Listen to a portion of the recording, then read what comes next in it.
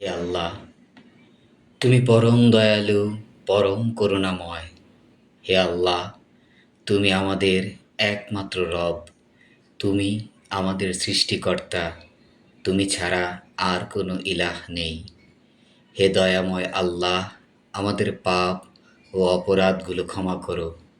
আমরা জেনে বা না জেনে অনেক ভুল করেছি। আমাদের হিদায়েত দাও, যেন আমরা তোমার পথে চলতে পারি। আমাদের অন্তরকে পরিশুদ্ধ করো এবং আমাদের মনকে প্রশান্ত করো। রাব্বে করিম, আমাদের জীবনে যেসব দুঃখ কষ্ট আছে সেগুলো দূর করে দাও। আমাদের পরিবার, সমাজ ও রাষ্ট্রে শান্তি ও সম্প্রীতি স্থাপন করো। আমাদের রিজিক বরকতময় করো এবং আমাদের জীবনকে সুখ শান্তিতে ভরিয়ে দাও। আমাদের অভাবগুলো দূর করো, আমাদের ঋণের বোঝা হালকা করো। হে পরম করুণাময়, আমাদের হৃদয়গুলোতে তোমার ভয় এবং ভালোবাসা স্থাপন করো। আমাদের জীবনের প্রতিটি ক্ষেত্রে তোমার সন্তুষ্টি অর্জনের তৌফিক দাও।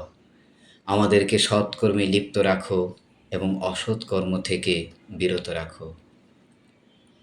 হে আল্লাহ, আমাদের সন্তানদের জন্য হিদায়াত দাও, তাদেরকে সৎ ও চরিত্রবান করো।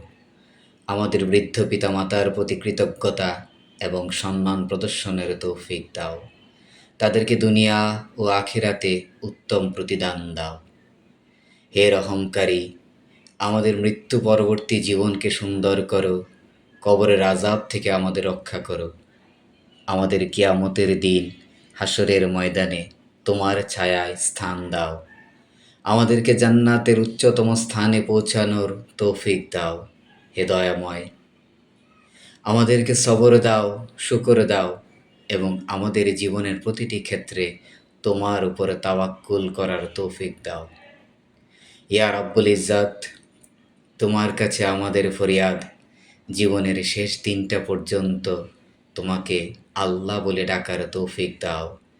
জীবনের শেষ দিনটা পর্যন্ত তোমার কুদরতি কদমে সিজদা করার তৌফিক দাও।